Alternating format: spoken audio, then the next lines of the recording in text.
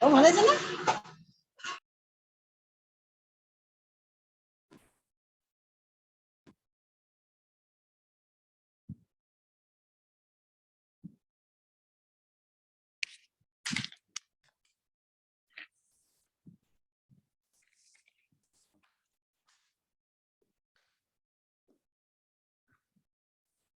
Hello. Let's wait for a few minutes, then we'll get started.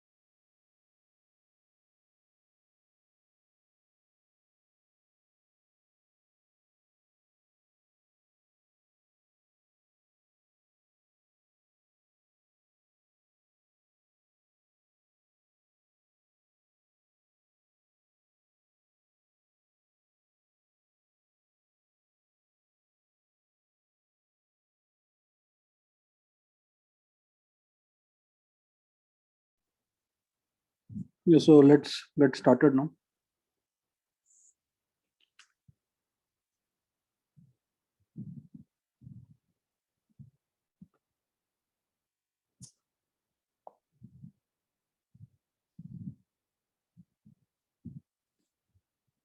Okay, so am I audible? Can everyone sir. see the slides? Yes, Yes, sir. sir. Yeah. Okay. So how was your midsem? Was it okay?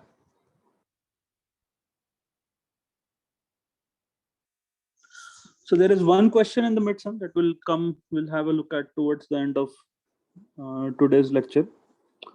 So yeah, but the main topic today is that we want to introduce this question of minimum spanning tree, and then we'll look at one algorithm for finding out the minimum spanning tree in a graph. Okay, so we'll define the problem, and minimum spanning tree is one of those problems where any reasonable solution that you come up with should work. Okay, so because of a very special property that minimum spanning tree has. Okay, so we'll look at these things in today's lecture. Okay, So let us start with this motivation. Okay, so there is an internet provider and that wants to lay fiber optics. Fine. And the company wants to do it in such a way so that any city is connected to any other city. Okay. So you have this list of cities C1, C2 till CK. You want all these cities to be connected to each other, right? So that communication can happen between any two cities. Okay. And also the company wants to minimize its cost. Okay? So the total length of the cable that is required to connect all these cities should be minimized.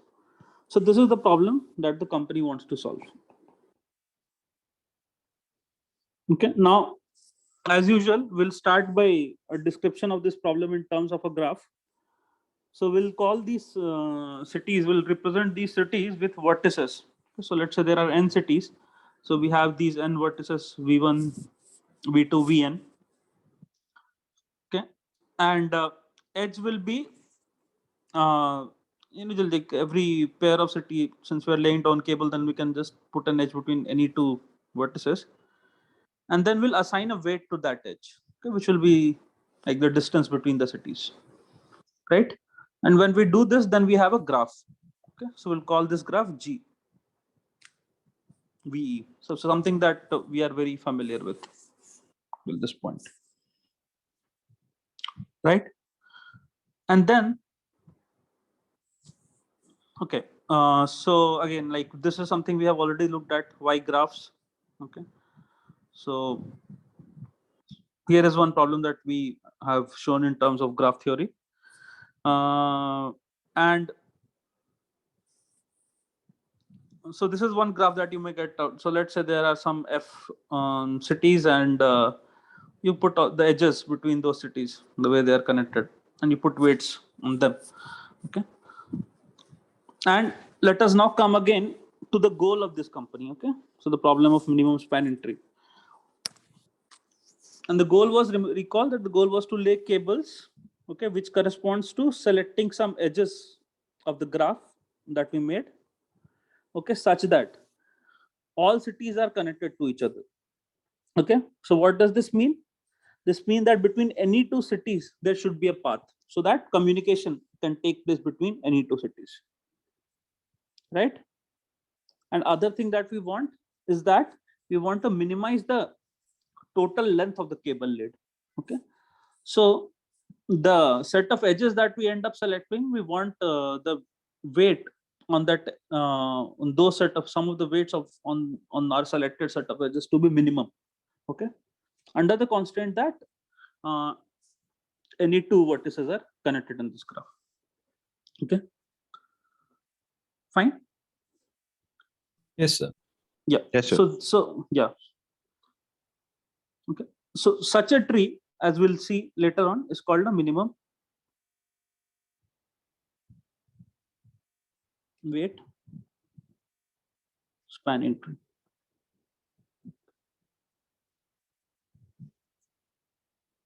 Okay.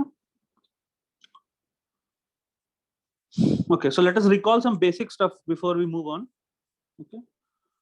So in this lecture, we'll be looking at undirected graphs. Okay. And Sir, can you go to the previous slide? So, sorry. Can you go to the previous slide?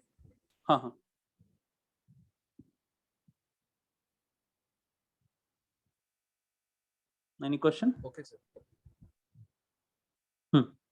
Okay.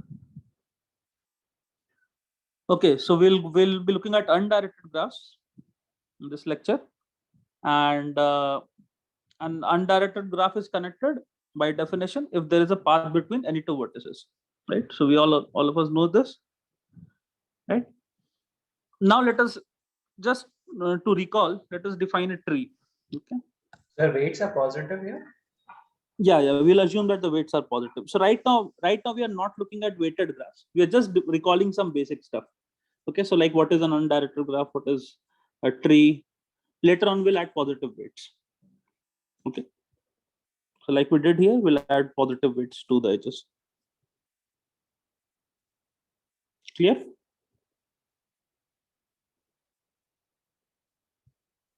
Yes. Okay. Yeah. So all of us know what an undirected graph is. All of us know what a connected graph is, right? Yes. Okay. So let us recall tree. What a tree is. Okay. A tree can be defined in several ways. So a connected graph. So first property that a tree should have is that it should be connected. Okay, it should be a connected graph. So a connected graph on n vertices is called a tree if so G is minimal. Okay, what does this mean? It has smallest number of edges. Okay, G has no cycles, right? And G has n minus 1 edges. Because all these three are equivalent definitions of a tree, right? So yeah, so I'll not prove the equivalence of these definitions, but maybe we can look at we can see how 2 and 3 are equivalent. Okay. And so how are we defining the minimal thing? Yeah, minimal is the number of edges because it contains the smallest number of edges. Okay, thank you, sir. Yeah. So this you can see this we can prove is equivalent to this easily, right? Yes, sir. Okay. So if a graph has fewer edges, then it will be disconnected. Okay. And if a graph has more than n minus 1 edges, then it will have a cycle. Okay. This is easy to see. Okay. Yes. Yeah. So I believe this set of properties you guys have already seen in your discrete math course or Yes. somewhere else. Yes, we have seen this. Okay, so yeah, this is a tree, but like just recalling some basic properties of a tree, because after all we want to find a special tree in a given graph. Okay, right. So now given a connected graph G, a spanning tree. Okay, now here we are defining what a spanning tree is. A spanning tree of G is a tree that touches all the vertices of the graph. Okay. In other words, a spanning tree of G is the minimal connected subgraph of G. Okay, so see, like a graph is going to be on a set of vertices V, and it will have a set of edges E. Also, we are assuming that the graph is connected. Okay, so using these edges, by selecting some of these edges, we'll get a subgraph of G. Okay, that will touch all the vertices of the graph. Okay, so there can be several such graphs, such subgraphs of G. Okay, all of those are called spanning trees of G. Right? Is it clear? Yes, Yes. sir. Okay, now the extra thing that we'll do, as we have been doing in past few lectures, starting with Dijkstra and all, we are going to assign weights. Okay, so given a weighted we are going to assume that the weights are positive. Okay, given a weighted undirected graph, so you have this graph G, and then there is a function, weight function, that assigns weights to the edges of the graph. Okay, and then again, so if we ignore this weight structure, then this graph has several spanning trees, right? But when we assign the weight to the edges, okay, then our goal is to find a spanning tree of G with the smallest weight. Okay, clear? I mean, we'll look at examples, but definition wise, it's clear, everyone. Is it? Yes, sir. Okay. So okay, so here are a set of vertices, and here is our graph, let's say. Okay. So then we have assigned these weights to the edges of this graph. Okay, by some weight function. Now there are several spanning trees of this graph. So for instance, this the thing shaded in red is a tree, right? It is also spanning. So why is it spanning? This tree touches every vertex of the graph. Okay, so there is no vertex that is not incident to at least one of the edges of this tree. Okay, so this spans the graph. Also, it is a tree. Okay, and this we can check by by checking one of those definitions. Okay, but what is the weight of this tree? It's this quantity 54. If we want to calculate it out, we'll figure it out that okay, this weight of this spanning tree is 54. So can we do better? Okay, so that is the question. So here is another spanning tree of this graph whose weight is 45. Okay, and here's yet another spanning tree of this graph whose weight is 39, right? And in general, the problem of minimum spanning tree, okay,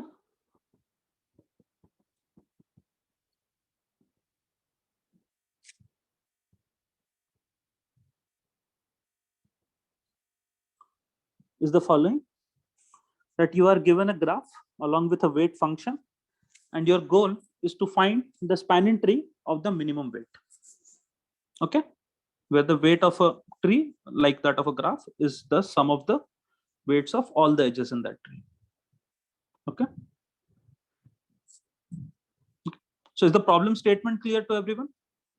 So this is the problem that we will try to solve in today's class.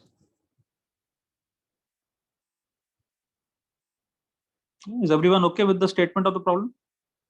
Yes, sir. Yes. Good.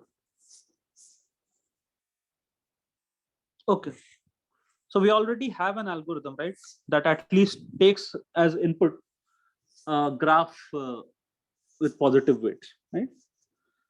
So let us run Dijkstra on the following tree. Okay, so now I'm going to make a graph and we'll run Dijkstra's algorithm on this graph.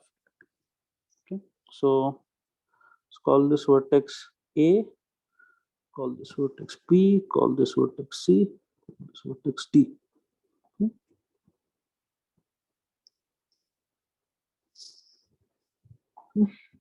Now I'm going to assign weights.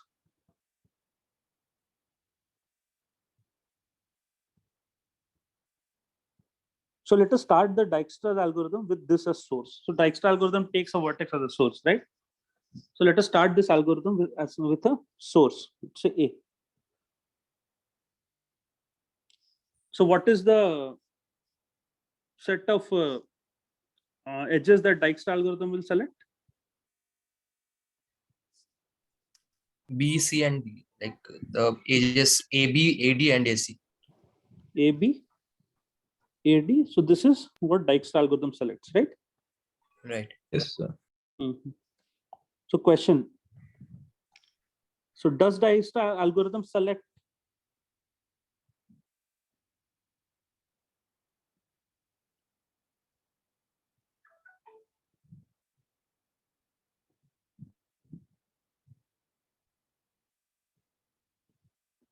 Right?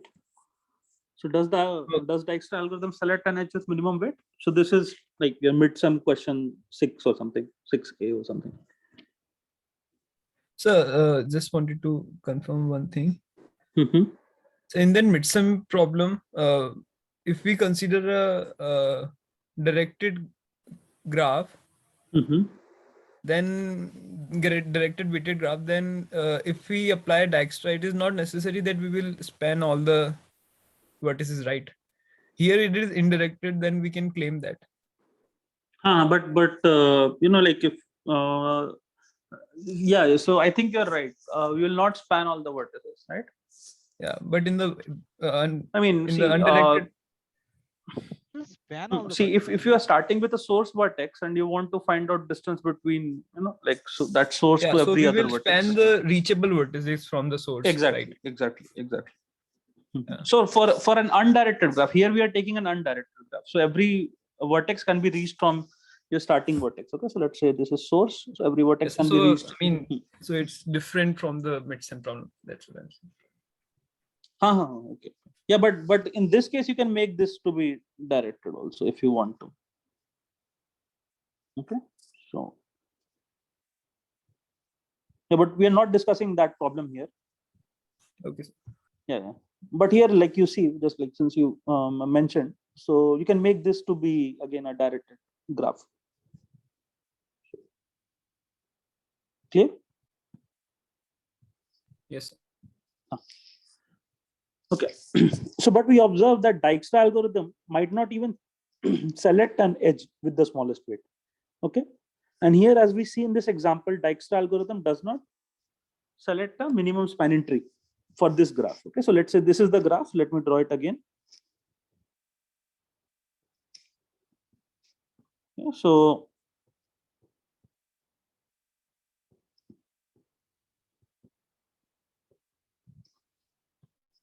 here the minimum spanning tree will be something like this. So this is one of the minimum spanning trees, right?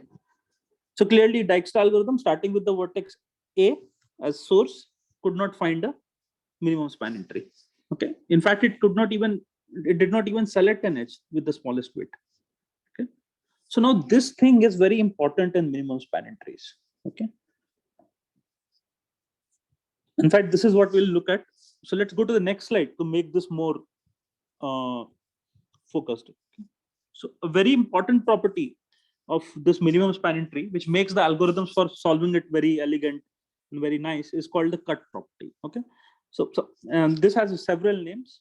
I'm calling it cut property, but the property is very simple. So you'll be able to identify it wherever you see it. Okay. So the property is the following. So let us say G is an undirected graph with positive or non-negative edge weight. Okay. So now what we do, starting with such a graph, we partition the vertex set, okay, into a set S and its complement. Partition, okay, V into S and S complement. Okay. S is non-empty. Fine. So now you have this set S and you have this set S complement. Okay. And now look at all the edges that start from here, from some vertex in S and then at some vertex in V minus S. Okay. And let us say there is an edge of minimum weight. Okay. Let us say this edge UV has the minimum weight among all the edges that starts in S and ends in V minus S. Okay. Then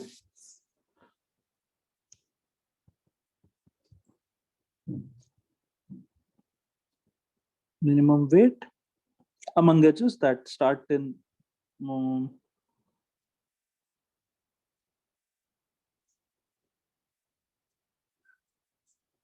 and then V minus S. Okay. Then any minimum spanning tree of this graph must include this edge UV. Okay.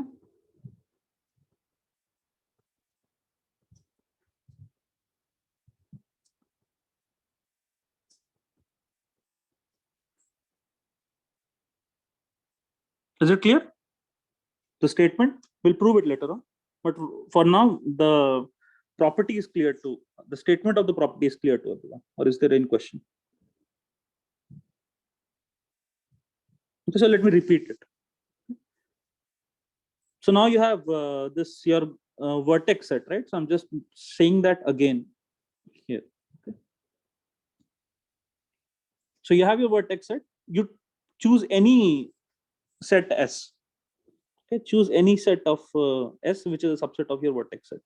Okay, and look at S and S complement. Okay, so let us say this is S complement. Okay, and then now you look at all the edges that start here and end here. Okay, so there will be a bunch of such edges. There will be several edges. Okay, so there might not be any edge also, but okay. But let us consider the case when there are several edges. I mean, we are assuming that G is connected also. Okay, so also connected.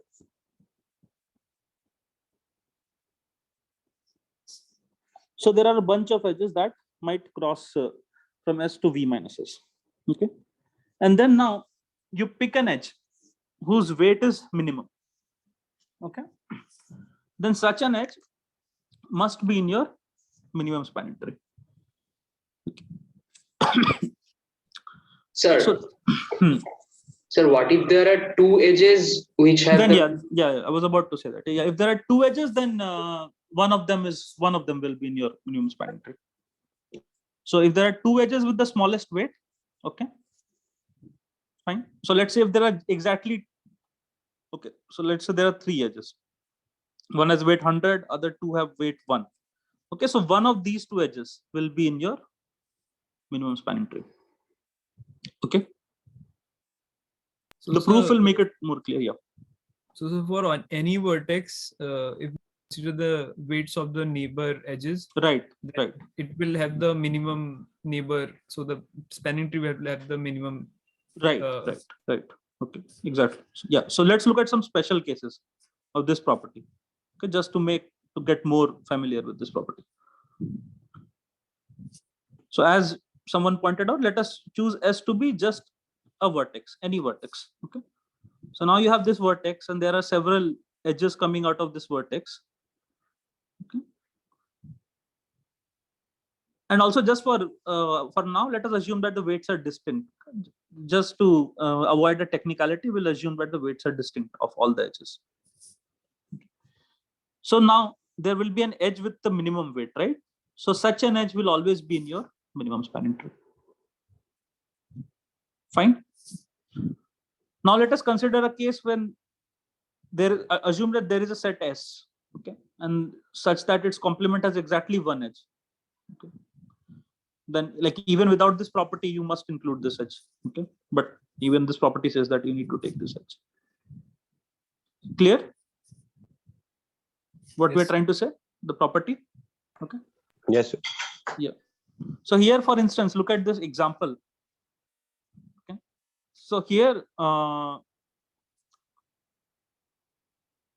your algorithm, Dijkstra algorithm, since it did not pick up any edge of smallest weight, okay, so we can clearly say that the algorithm does not compute the MST, minimum spanning tree. Okay, so that is one way to answer this question, that does Dijkstra compute MST. Right, and later on we'll prove this property, which is known as cut property. Some people call it cut property, but yeah, but very intuitive property about minimum cuts. Okay, so okay, let me just mention this again, that we have not proved this property till now, but we have tried to intuitively understand what the statement of the property is. Okay, and we'll come back to the proof of this later on. Fine.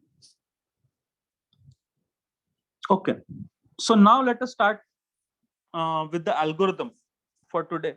The algorithm that we want to use to find a minimum spanning tree of a graph. So the algorithm that we'll look at is known as Prim's algorithm. Okay. And yeah, the algorithm is crucially going to use this property, like many algorithms use the cut property. Okay, so the algorithm is intuitively is as follows. So you start with a vertex. Okay, so initially you will initialize your set S to any vertex B. Okay, then you'll find the edge with the smallest weight that is adjacent to any vertex in S. Okay, and Sir, if the vertex chosen doesn't have to be in S, right? Or it doesn't have to be in S complement either. It could be in any vertex, right? No, the vertex has to be in S complement. Okay, so this algorithm is almost exactly like Dijkstra's algorithm. Okay. Okay. So let us say you have this set of this is your entire set of vertices. Okay. You start with a set S. Okay, where you have solved this problem, like you did in Dijkstra's algorithm. Okay. Then you find a vertex with the smallest edge. Okay, the second step, you find a vertex with vertex that is outside of S. Okay, that is smallest edge that such that it is connected to this. Okay, so outside this is S complement, right?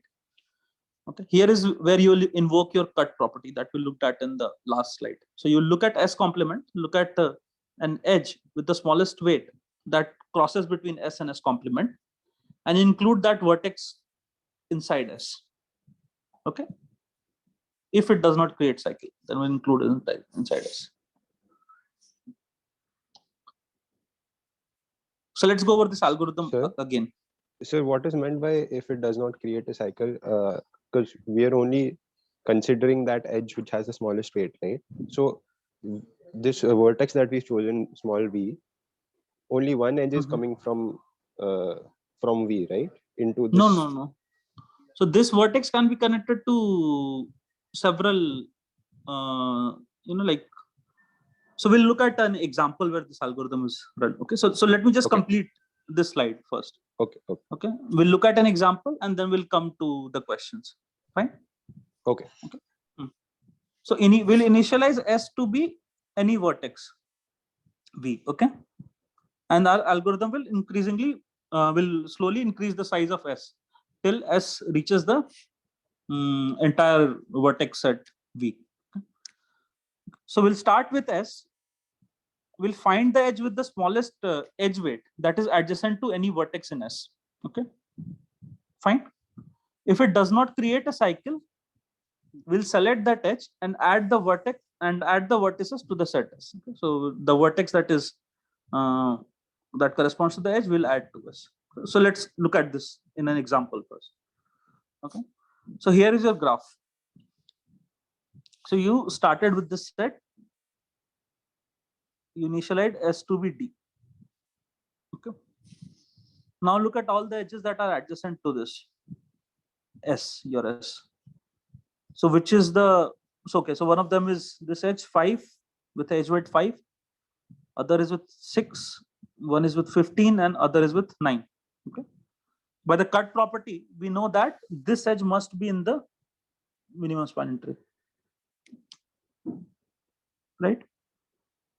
And your algorithm says that now you include this edge in your S. So this is what you did. Now your S became D, A. Right? And now you look at the edges that is adjacent to this set. Okay, so this is your set DA.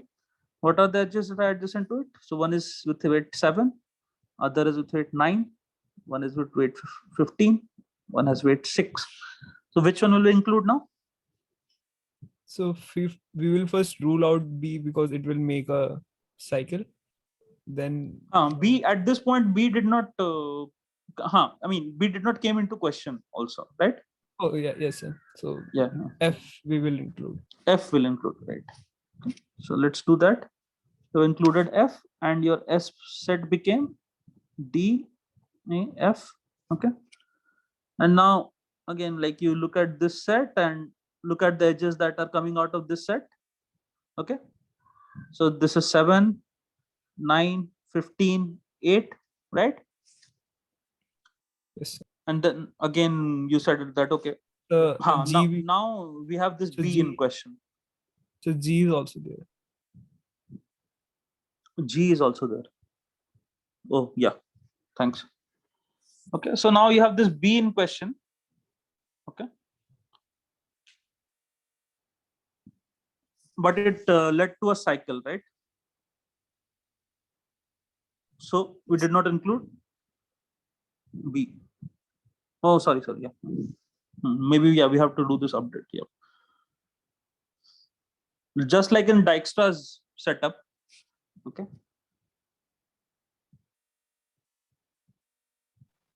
Sir, so what does it mean to not include an edge if it's part of a cycle? Because if we are introducing a new vertex to S, then it is being introduced only with a single edge, right? And since there are no two edges coming out of that single vertex, then it can't be a part of the cycle. Yes. So like let's look here.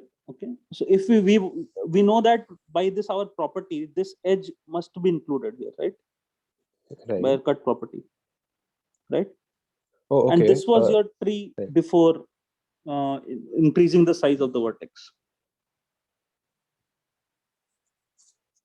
Right. So doesn't that render that clause useless?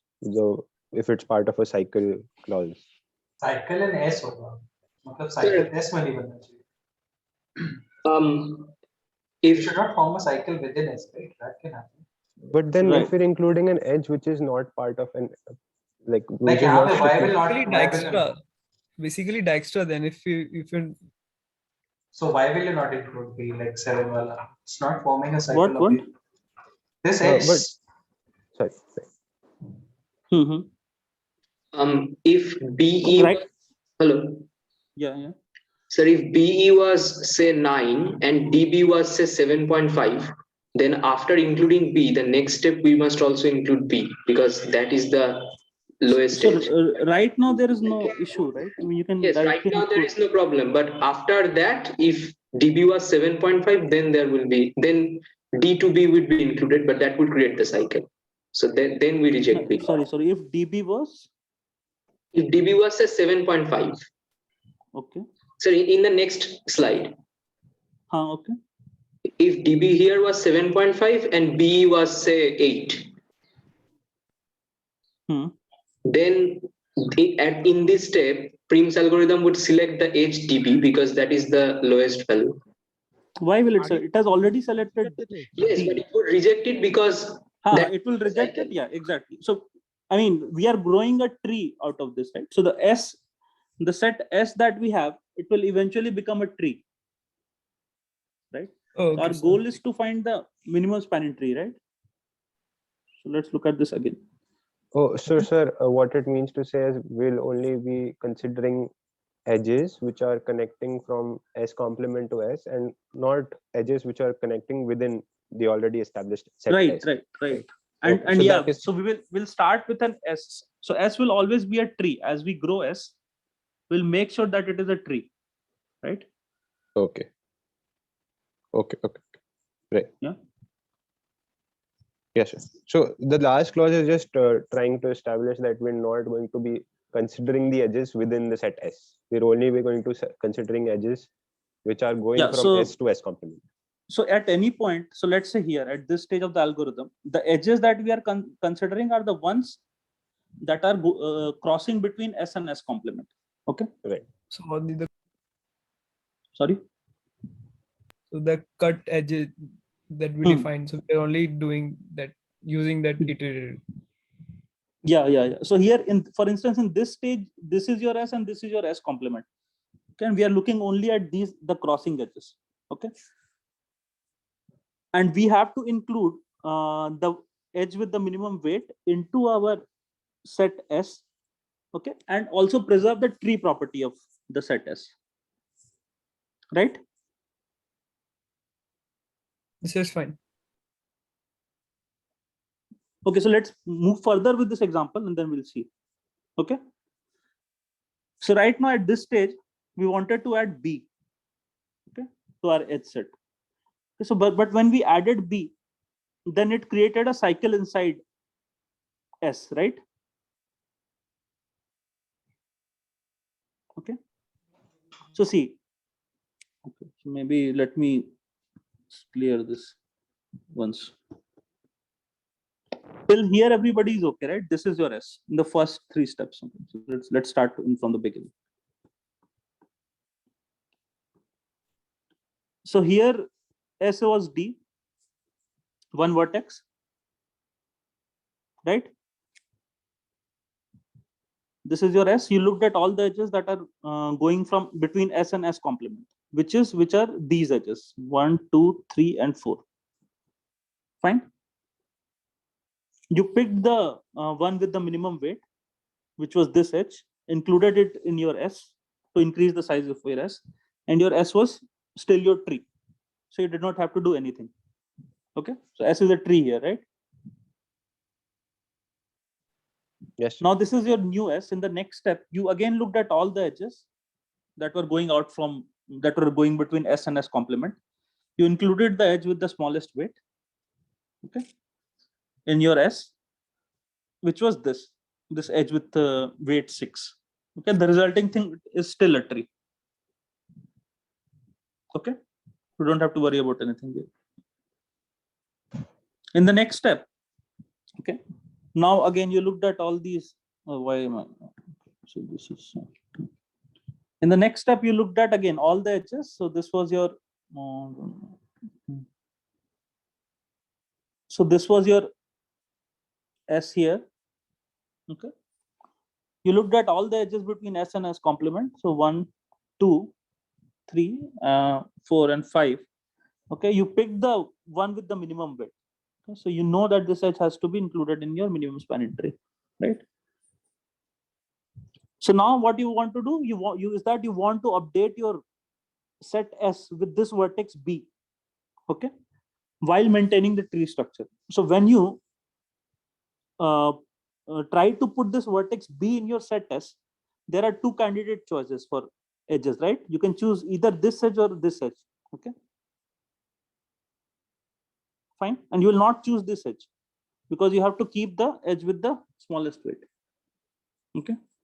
So one more possibility might be there is that this edge B can be connected to this edge F with another weight 7, okay? Clear? In this case, you will not, you'll choose either this one or this edge, either this edge or this edge. You'll have to choose so that the your set S remains to be a tree. Is it clear? Yes, Yes, it's sir. clear. Yeah. So in Dijkstra, what we were doing was we were considering the vertices in S complement one by one and seeing Mhm. which one would have the which one would have the minimum cost. So, Mhm. but in this case, we're not even considering the vertices in S complement. We're only considering the edges It's with just going out of S. which is going out of S, and we are just because there is no straightforward way to only consider those edges which are going out of S into S complement. So we'll be considering all of the edges from S, and we will be discarding all of those which are within S in some with So some this, by using some clever way, you can do this very easily. You can Right. look at right. So I mean, you guys have already done this kind of clever bookkeeping a lot in your assignments. So yeah, so this can be done. I mean, first of all, let us look at the correctness of the algorithm. Okay. Okay. And then we'll talk about how to get it work. Okay. So right now this step is clear. And also, if we had one more edge here, then what we would have done, that is also clear to everyone. Yes, sir. Okay. Yeah. So let me just clear this slide just to get back to the example we were looking at. Okay. Yeah. So at this point, we were looking at the algorithm in this stage. Now let's go one more step Sir? further. Yeah.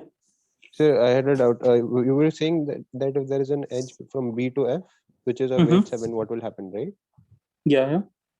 So what would happen in that stage is we'll select one randomly, or Arbitrarily, you'll select one arbitrarily. okay. There's no preference in that sense. No, there is no preference. Okay. So see, like the idea is that as long as your S is a tree, okay, Right. and you want to grow it, okay, in such a way that you always always maintain this cut property, okay, Right. right, and in fact this is also going to be the proof of correctness that in fact this is the proof of correctness that in the end you will end up with a tree because your S is a tree. It will be a spanning tree because it will touch all the vertices, okay, and by Right. the cut property it will have the minimum. Okay. Okay. We'll come back But to sir, this. then the only clause that needs to be made clear is that if there are multiple edges within the minimum, then the property of the cut property says that at least one has to be included, right? But Yeah, it one of doesn't them say you have that, to keep. right? But then it doesn't specify whether we can do either of them. It says we have to do one of them, right? Yeah, I mean that is what you will get from your cut property. Yeah, the property says that at least one of them you have to keep. Okay, so you can choose any one of them. Okay, So the that is property the itself says guarantee that that you're profitable. Huh? the Sorry? property itself says there is no like either one of them can be chosen and it will always result in the minimum spanning tree. That is what the property says. No, the property does not say it will result in a minimum spanning tree. Okay, property says that a minimum spanning tree will have one of those minimum weight edges as one of its edge, one of the edge of any MST. Okay, so suppose there are these two edges from S to S complement, these two edges E1 and E2, the same Okay. minimum. then it says in the minimum spanning tree of this graph, Hmm. either E1 is a part of it or E2 is a part of it. Yeah. Right? But then it doesn't say that there are two minimum spanning trees, and in one No, of no, them no one is a extra part of it. guarantee. No. Okay. Does not So give. there, Mhm. right. So Go ahead. then the proof of correctness would have to be a bit elaborated on that note, right? Because what we're doing here is we're Yeah. taking one of them So arbitrarily. see, like these are the thing that you are pointing out, that is a valid concern. Okay? But usually, so right now what we are doing is that we are introducing this algorithm. Okay. And the thing that you are pointing out is correct, is very valid, but it is a more of a technicality. So if you Yes, want to, sir, yeah, I think so. So for an tree, any edge is a cut edge. So if I so suppose I run the algorithm and I have the final tree. So suppose the edge E is like I have two edges of same weight. okay, So let if us I remove, let us not get into this 2H discussion. For now, we are going to assume that edges have distinct weight. Okay. it's I just wanted to like Okay. prove. Okay. Okay, sir. Yeah. Okay, sir. Fine. It's fine. So you can prove, and so you guys should discuss also this a little bit. Okay. So let me just continue with what we are trying to do now, and then we'll come back to it if we have more time. Okay. Is that fine? Or we can pick it up in the tutorial. For now, assume that the edges have distinct weight. Is it okay?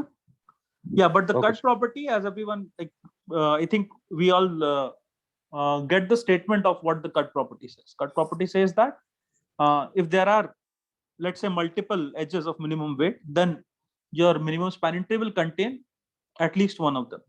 Okay, so this is what the property says. Okay, the statement of the cut property is clear to everyone, right? So there we should Yes, not have any confusion. Yeah. And how we are using that property to prove correctness, that is a different issue. That will come to. Maybe. Okay, the property itself is clear. yes, sir. yes, sir. Okay. We will come to that, so because it will get sidetracked a little bit. So let's wait a little bit before going into that discussion. Okay, for now, let us continue with the algorithm. Okay, so at this stage, what is your set S? So as we are seeing here, it is DAF, and again, so there are many edges that go out of this cut. Okay, so 1, 2, 3, 4, and 5, and then you want to. Then the algorithm says that you pick an edge with the minimum weight, which in this case is 7. Okay, when you do that, then you want to add this vertex B to your set S, right?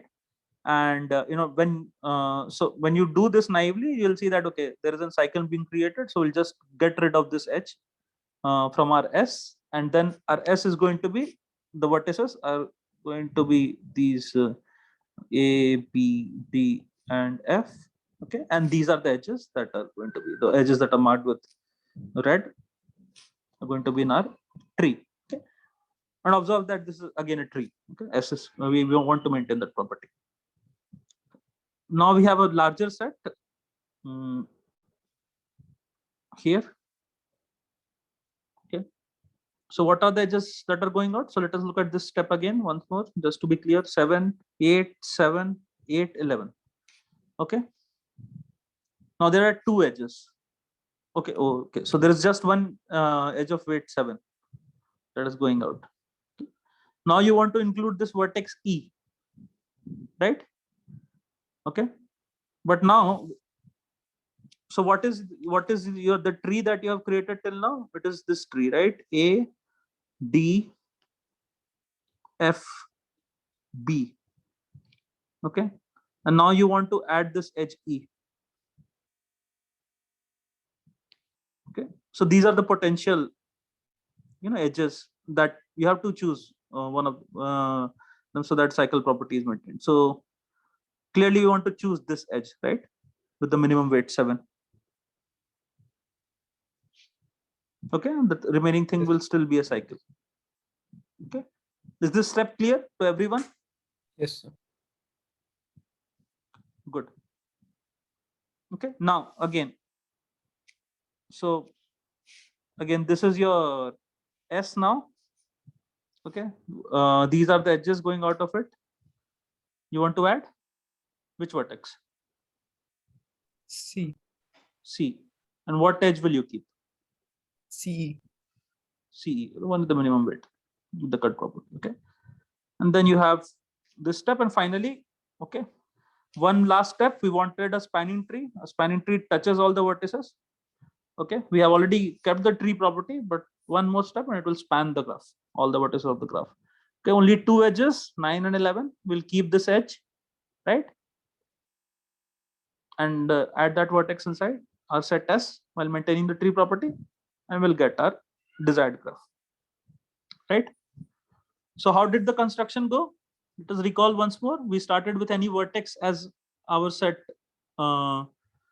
S. Okay, we increase the size of S while maintaining tree property. By tree property of S, we wanted to make sure that the subgraph that we chose, the edges that we chose to be inside S was a tree. Okay, and to grow this, we used cut property. Clear? The algorithm? Yes, sir. Okay, fine. Okay, so now let's look at a pseudocode for this algorithm. Just make things a bit more concrete. Okay, so we wanted to give output. We wanted to output a tree. Okay, so we initialized with the first vertex 1, and we want to get a spanning tree, right? So we want to touch all the vertices. So we'll keep running this loop till our set U, the role that was played by set S in the previous example is played by U here. Okay. So just a change of notation. So now U is 1. We'll keep on growing the size of U until we get a spanning tree. Okay. Now we consider an edge of the lowest cost. Okay, which such that that edge, one endpoint of that edge should be in U and the other endpoint should be outside U. Okay, like we were doing last time, right? And then we are going to include that edge into our set T. I mean, just grow that set by that edge, right? And increment and include that vertex in our set U. Fine. Yes, I mean, sir. this algorithm, yeah, so exactly what we were doing before. So this is a pseudocode for it. Okay. By the way, this is good enough for your exam answers also, although your exam is over, but for future. So, okay. So now let us look at the correctness of our algorithm. Okay. So which is the easiest property to prove? Okay. According to you guys. So we wanted to prove 3 things, right? So first of all, we want to prove that it is a spanning tree. First of all, we want to prove that it is a tree. Okay. Second, spanning. Okay. And third, minimum weight. So we now know the algorithm, which is the easiest property. 1 and 2. 1 and 2 are directly they follow from the algorithm, right? So we keep on growing the set S till all the vertices are covered, touched. So it is a spanning. So it will span all the touch all the vertices. And the invariant that we maintain while growing the set S is that we want it to be a tree. Okay. The question is whether it is a minimum weight spanning tree or not. Okay. In order to do this, we need to prove the cut property that we discussed earlier. Okay. So again, the slide as it is written, connectedness and tree structure follows from the algorithm directly. Okay. And here are some properties of tree. So now what we are going to do is that we are going to prove the cut property. Okay.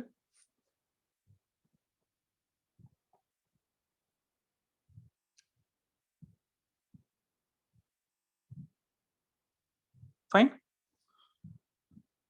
And in order to do this, we need a few simple facts about trees. So let's recall these facts. Okay. So this is clear, right? When we prove the cut property, we'll prove the correctness. Okay. Just because of the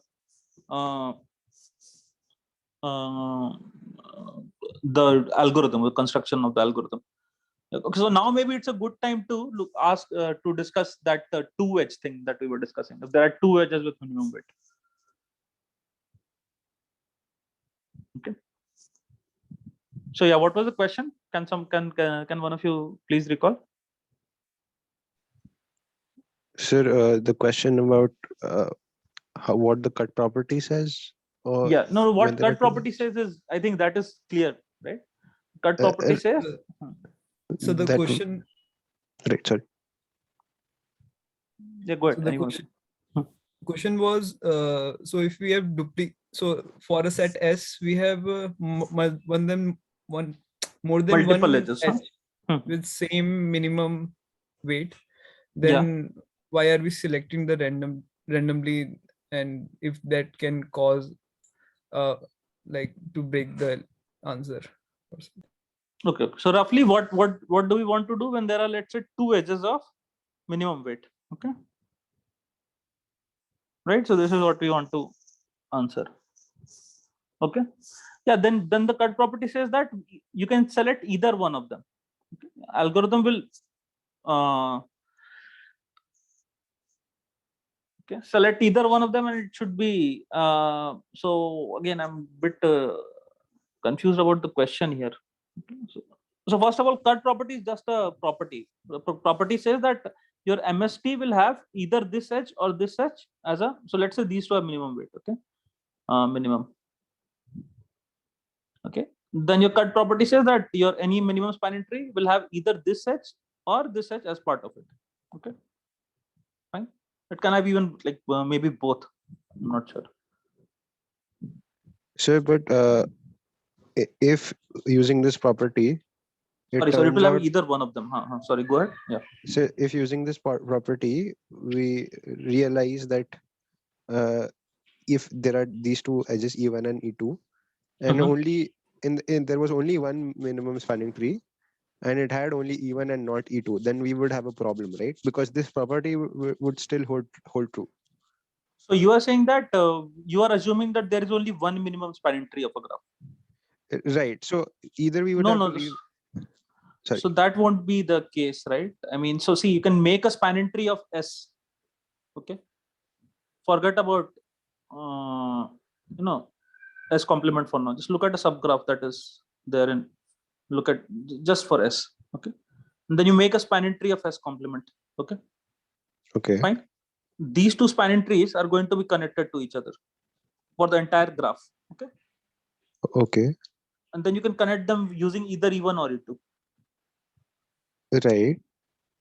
Okay. So there is no problem, right, with your algorithm. So, but then how do we know that the minimum spanning tree of this whole graph G? You can formally argue with induction. So first of all, so you want to say that, okay, a minimum spanning tree of your graph G, right?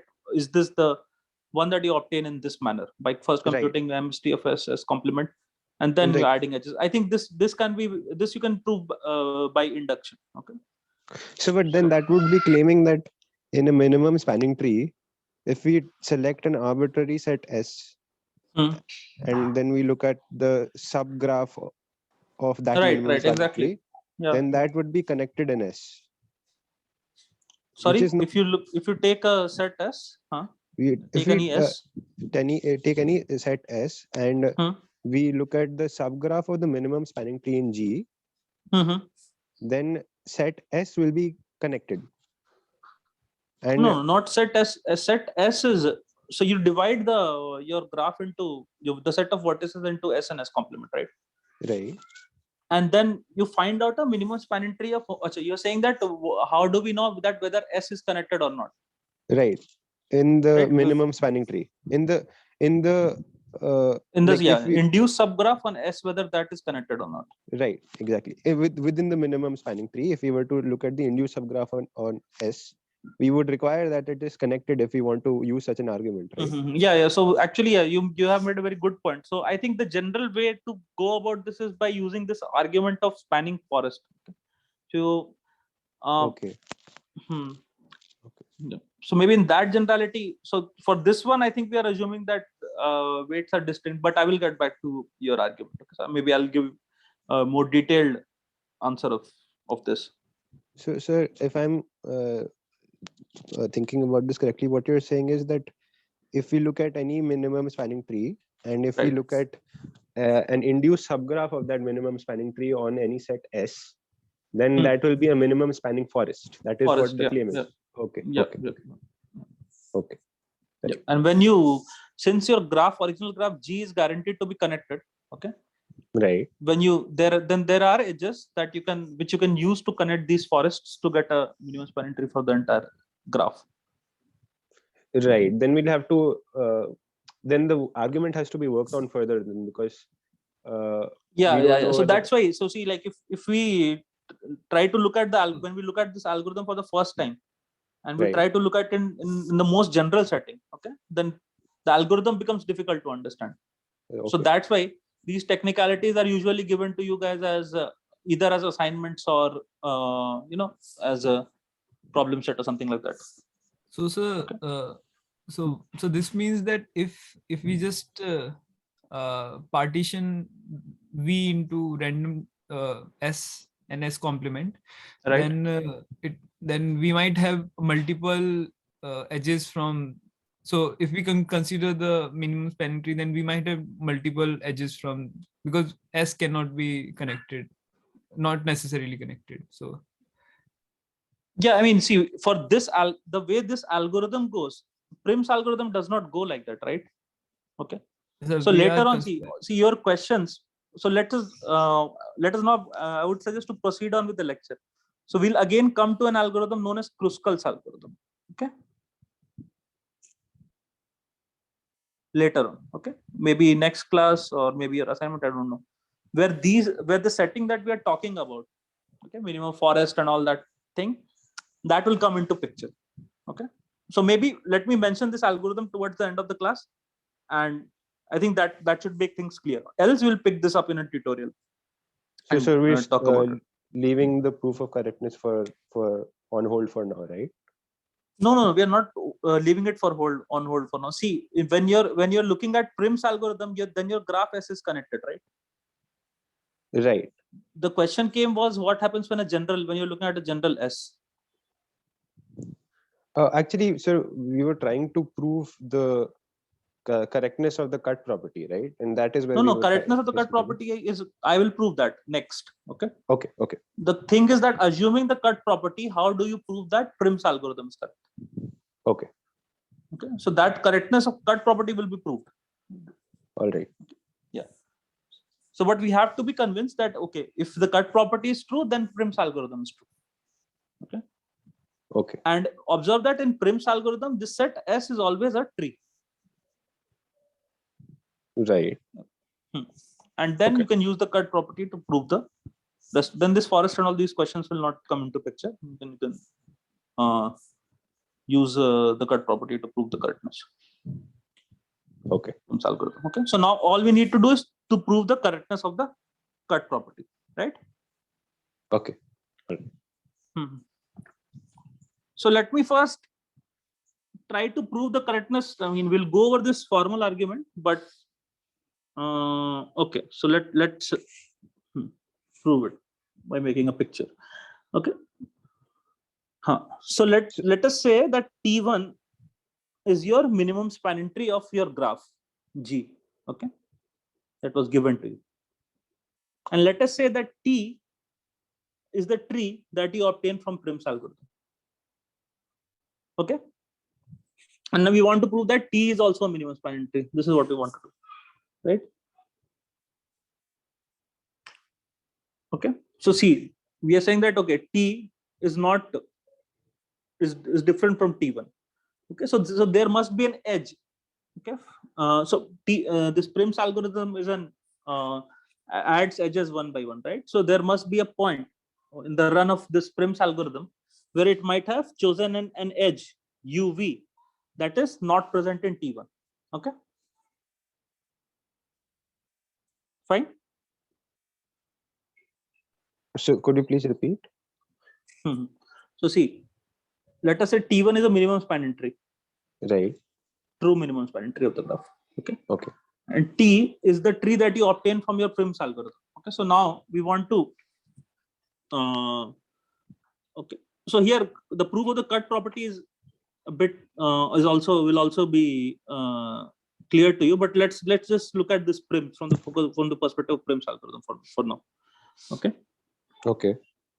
So let us say that T1 is a true minimum spanning tree, and T is the tree that you obtain from your Prim's algorithm. Okay. And Okay. we want to prove that T is also, our goal is to prove that T is also a minimum spanning tree. Okay. Okay. So since T, we are assuming for contradiction that T is different from T1. Okay. Then it means that your algorithm, Prim's algorithm, must have chosen an edge UV. Okay. Right. That is not there in T1. Okay. Right. Otherwise, T and T1 would be same, right? Right. Okay. Is this clear to everyone? This slide, I mean, till here. Yes, sir. Okay. So see, so this is how your Prim's algorithm was working. So let's call this set U. Just call this U complement in order to be consistent with the notation. Okay. And then your algorithm chose an edge which was like this, right? Okay. And this edge was not in T1. UV is not in T1. Okay. Fine. But your tree T1, okay, the T1 is also a tree, right? So T1 must have a path and another path from U to V. Okay. Right. So let us say the path is like this. U prime, V prime. Okay. So let me say a couple of things about this picture before proceeding further. So is this picture big enough or should I draw a bigger one? Draw it again.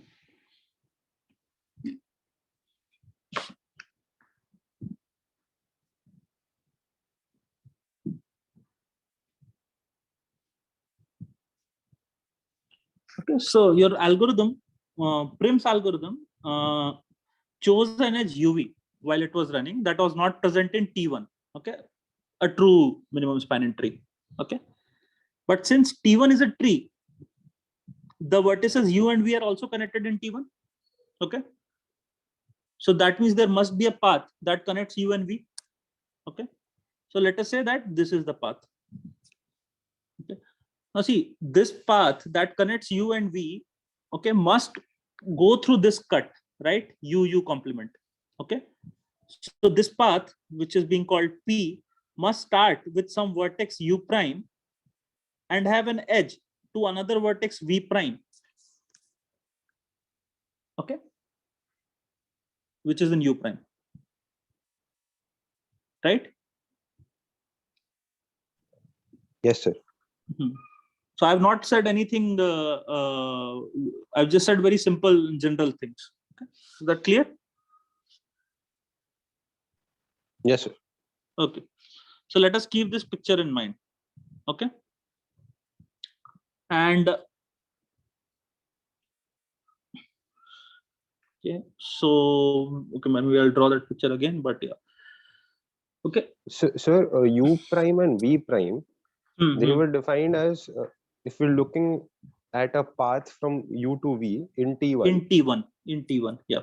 Then if let's just lay down the whole path as a sequence of vertices, Mhm. then here there might be multiple points where we change from the set U to U complement, right? And U to U complement, then back to U, then U complement, then back to U, then back to U complement, that way, right? That's possible that we're jumping from U to U Mhm. complement many times. So how are we defining U dash, V dash? Is it the first time we go from U to U complement or the last time, or is there But any one second. ambiguity? So let's pick one of them. Okay. I don't think you can jump many times from U to U prime. U to U prime. But sir, there is nothing special about U and U prime, right? They're just some partition. Mm-hmm. Or oh, Right, okay, wait. right. Yes, U just is pick one of them. Just pick one of Okay. them. Okay. Yeah. Yeah. So I agree with you. So this can happen, for instance, like you can take a bipartite graph or something, right? And then you can jump many times from right. Actually, one. but there is something special about U is the fact that it's growing in the Prim's algorithm from the one of the vertices. So maybe it has some structural property. right? Yeah, but we are choosing T1. Okay, this path we are choosing in T1. So let us just choose one of the edges. Okay, that goes Okay. from U to U prime, any one of them. Okay. Okay. Right now, okay. So now what you can do in this tree T. So how did your algorithm, Prim's algorithm, chose these edges? Right, chose the edge with the minimum weight between U and U prime. Right. So the Prim's algorithm may not have chosen this U prime V No, prime. that is right? the definition. By definition, Prims will choose. Okay, choose the edge going out from U that has the minimum weight. Oh, so right. UV is the minimum edge from U U to U. is the complement. minimum edge. Right.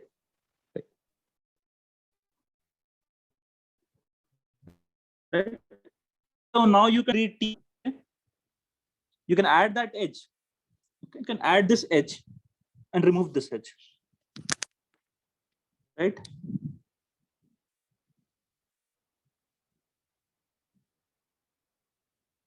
Okay. Clear? Okay. And you get another tree with a smaller weight. Oh, okay. Right. Mhm. So here again, we are assuming that edge weights are distinct. Okay, it will not have a contradiction. Right? Yes. Sir. Okay, is this proof clear to everyone?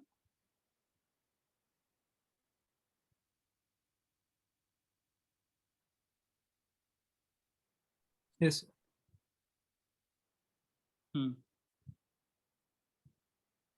Okay.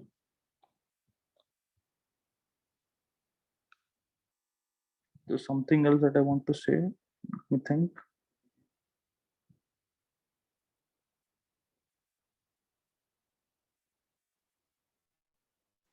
So then this also resolves the problem of multiple edges with the same minimum weight, right? We can just do the exact same thing. Introduce one edge, remove the other, Yeah. and it still holds true. So there is something. Let me just recall if I'm wanted to say something else to you guys here.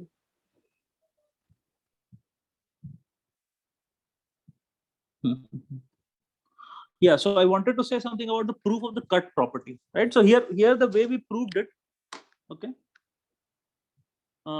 The proof was very Prim's around Prim's algorithm, right?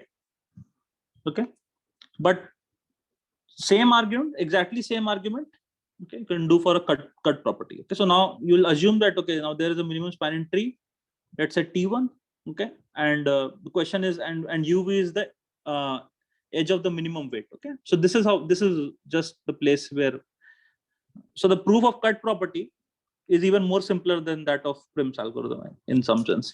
Okay, so UV is the edge of the minimum weight that goes from U to U prime, right? And the cut property says that this edge, okay, must be in any minimum spanning tree. Okay, fine. And the way you'll prove this is that you'll start with a tree T1, which is a minimum spanning tree that does not have this edge UV for contradiction, right? And then the same argument will prove that the cut property that we have been talking about. Clear? Yes, sir. Right. So there is one more algorithm called Kruskal's algorithm. So maybe, yeah.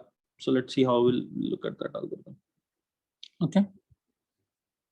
And runtime is similar to Dijkstra, and again, so these are just the Dijkstra So this algorithm is very similar to Dijkstra's algorithm, right? Except the update rule is a bit different. Also, sir, since we don't know the Fibonacci thing, so if we are asked to use a algorithm which with such runtime, so can we just Yeah, if you if are we asked, then just use it as a black box. But yeah, but you will not be asked. Okay, so don't worry. If you have not been taught, yeah, but this is just something for you to keep in mind that okay, this happens. For those of you who want to, might be useful for some of you. So a data structure, many times these are available as black box in many libraries. So those of you who want to program, this might be. Also, it is nice to know, right? So yeah, but you won't be asked to make Fibonacci heap if it is not taught to you. Also, you can use this as black box. Okay. So could you just elaborate on why it will be order v squared? Because there was a subtle difference in the Dijkstra implementation, which was we were considering vertices in the S complement set, right? Here we're considering edges from S to S complement, or in fact, all the edges in S. So exactly where does v squared come in?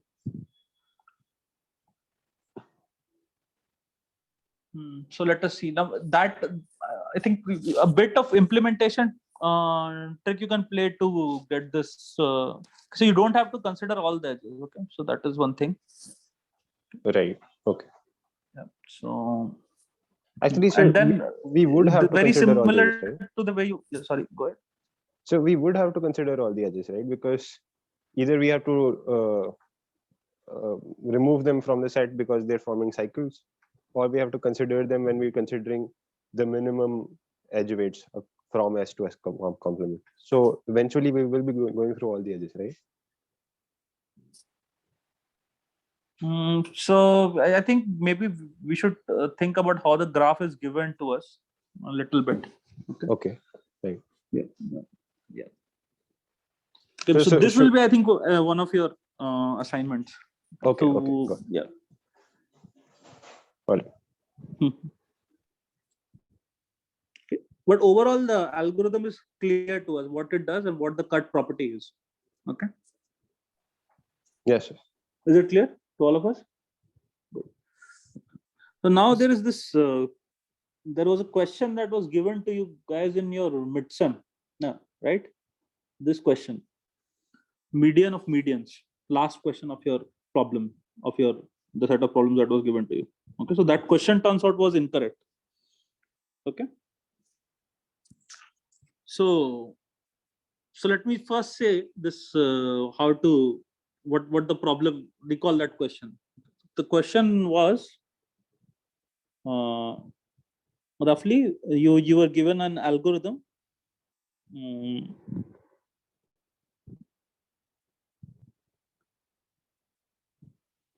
and goal was to find median in linear time.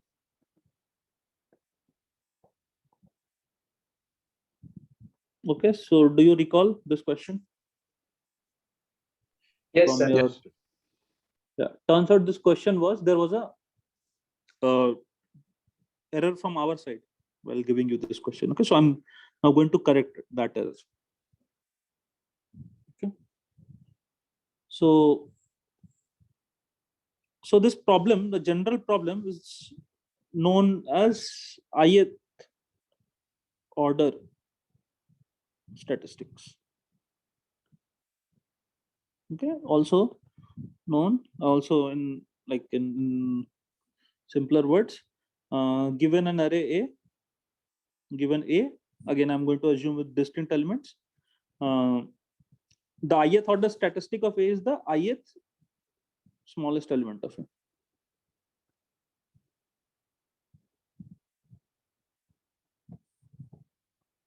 So for example, what is the median? Which order statistic? N by 2th. N by 2th. Okay. Also, this is known as one more quantity that is called rank. Okay. So a rank of an element in an array is the position of that element in the sorted array. Okay.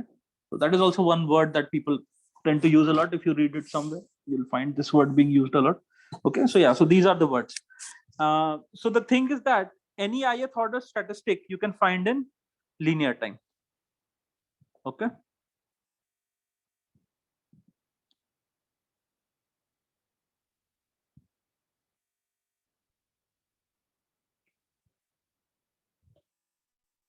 And the algorithm to do that is popularly known as median of medians. Okay, so the algorithm that we'll look at right now. Okay, and this algorithm was given to you as a question. That's the last question of your. So, will there be any grace? Or Yeah, so Saurabh will take care of that. Don't have to worry. So grace, what do you mean by grace? I mean, those who have attempted the question, but the question was wrong. They were not able to just spend the time. Yeah, that you should talk to Saurabh, right? Yeah, but there should be. So I'm not sure, but I haven't talked to Saurabh regarding this. It's in question number. So I guess fifth question. So that M was given and Fifth question. Yes, I'm What not was sure the fifth about question? I'm not not sure about the number, but there was two arrays of size M and N. Later it was clarified both are M N.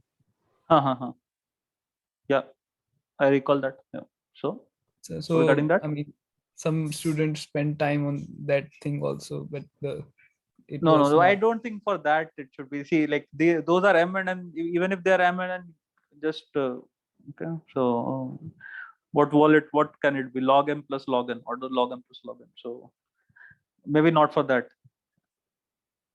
Not sure again. Okay. Okay. So yeah, so let's go over this one. So how do we find the ith smallest element of an array? Okay, unsorted array, of course. I mean a general array in linear time. Okay. So the first step is that we divide the array into lengths of 5 each. Okay, so this is your array. Okay, you divide it into lengths of 5 each. Okay, so how many parts are there? N by 5, right? And then you find the median of each part. Okay, so this you can do, for instance, by sorting, right? So you'll get a median out of here, you'll get a median out of here, you'll get an N by 5 many medians. Okay, so divide the array into lengths of 5, sort each sublist and find out the median. Okay, and let this set of medians be B. So the medians that you got out of here, you put all these into an array, new array B. Okay, and then you what you do is that you recursively compute the median of B. Okay, so this is, everybody understands this, right? The meaning of this, recursively compute the median of B, right? So basically you just call this algorithm which is median of medians, on with B and I being set to the n by 10. Okay, so now B has n by 5 many elements, and you want to find out the median. Okay, which is the n by 10th order statistic in B. Clear? Do this, just call MM B and bit. Fine. So when your algorithm will be over, I mean, when the recursively you will get this answer. You'll get the median here, right, of B. Okay. Yeah, here, this is the step. Okay, So, now use. So what is n by? So why n by 10? Yeah, so you want to find out the median of B. Okay. Okay. So B has n by 5 many elements. Okay. So if usually if your array has k elements, so then your median is the k by 2th smallest element, right? Okay. Okay. Right. Okay. Here our k is n by 5. So that is okay. So this shouldn't be AL comma I in the last step, you're saying, right? It should be AL comma. Let's not jump ahead there. So let's go there, then we'll check it out. Oh, okay. Okay, now you got a median of B, then you split your array into two parts using your median M. Okay. So whatever you got here, you get this one part AL, this is your part AR. And you wanted to find, recall that your goal was to find ith smallest element. Okay. So question is, where does M lie? Okay, what is the rank of M? Okay, if the rank of M is I, okay, in other words, if length of A, okay, so we first find out the length of the smaller part. Okay, let's call this AL. Okay. If the rank of M was itself equal to I, then you just return M. One of these cases is clear to all of us. Okay. On the other hand, let's say rank of M was, let's say 50. Okay. And you wanted to find out third smallest element. That means you need to find out third smallest element in the left half of the array. Right? Clear? I mean, this is just Yes, in case I'm trying to illustrate. So let's say your rank of M was 50. Okay, you just computed the rank of M, right? Just by splitting the array into two parts. So you know that how many elements are smaller than M. Okay, which is K. Right? Yes. Yeah. So if that is the case, if M is larger than the ith smallest that you wanted to compute, then you better compute that ith smallest element in the left part of the array. Okay, by recursively calling this algorithm on the left sub part of the array and the same I. Okay. On the other hand, if I is larger than M, okay, then you know that you need to compute something, some shifted value depending on your I and K in the right part of the array. Okay. And then you do that call. Okay. Again, recursively call it. So this was reversed in the question, right? No, actually the question had not only it was reversed, but the question was also it was saying that the question was saying that Sir, it was missing this input I. yeah, it was missing this input. It was saying to calculate median in both left and right parts, right? So the question was saying find the median in something like this, AL, okay, and median in AR. This was what was there in the question, which is not what will work. Okay.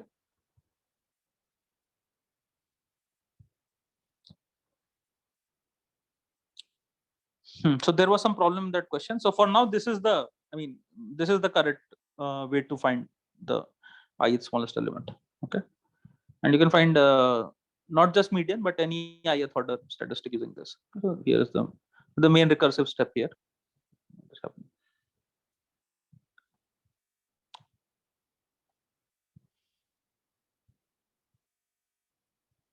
Okay. So I think that's it for today. Okay, so we'll stop now. Sir, how is it a linear time? Like, is it a linear time? In step 2, we are sorting So each yeah, subject. so correctness should be clear. So now you need to find out how much time it takes, right, to compute the ith smallest, right? Ti you want to find out. Okay, Tn, let's say Tin maybe, I don't know. Okay, let's say you just want to find out the median. Let's call it Tn. Then you look at this step. Okay. Then you're calling the same algorithm on a different length for a different index, right? And basically you write down a recurrence of this algorithm. Okay. So these are 3 recursive calls. Other steps are all linear. Okay, so you'll get some recurrence plus order n, which you are using to split. So how in is this step. sorting step linear? We have to sort all lists of 5, length 5, right? So these are constant many. Oh, 5 log 5. Mhm. Okay, okay. Yeah. So 5 log 5 and by 5 some constant into n. Okay. You're spending constant here. Okay, and then just write down the recurrence. Okay. Yeah. So maybe this you can take as an exercise, since this was part of your midsem anyways. So Also, is there any speciality of the number 5? Like we can use any other number, right? you can use any constant. You can use 7. Okay. Yes. Yeah. As long as you have a constant. It might, if you, some of you, if you are interested, then you might want to change it to a general T. Okay, instead of 5, change it to a T. Okay, then what will happen is that you will get some runtime, right, as a function of T. Then you Yes, might want to try out that, okay, can you do better than a constant? Let's say if you did not do it into a constant and split it into size of log n. But just something if you guys want to explore. But yeah, but it's best to go with a constant. So also, is there no constraint we can set on this value k? In the sense that This one, this this k, value. Huh? right. If we cannot demonstrate a constraint k, then in the next step, in the recurrence, we'll have to assume the worst case for k, right? And if that is something like n itself. No, but you will always have something. You'll always get this value of k, right? Something here. No? So, but it has to be constrained in some sense, right? So what do you mean? Like k cannot be less than 0, something like that. K has to be So greater than equal to 0. What kind of constraint? So 0 to n is trivial, but then if we don't manage to get another constraint, then in the next recursion we would have just tk, right? Let's say the time complexity of this algorithm for an array of size n is tn.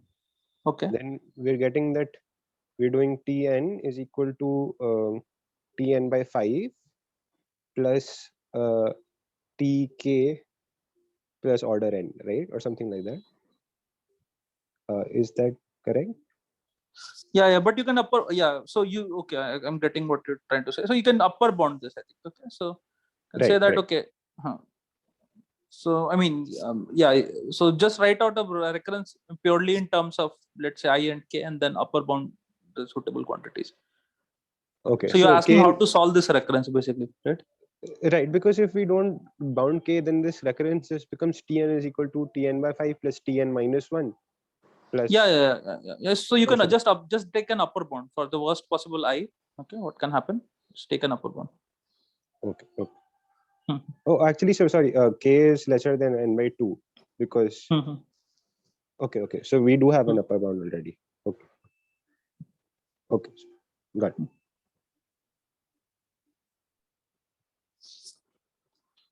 Okay, so yeah, so maybe next time. So there is this one more algorithm for MST that we did not cover.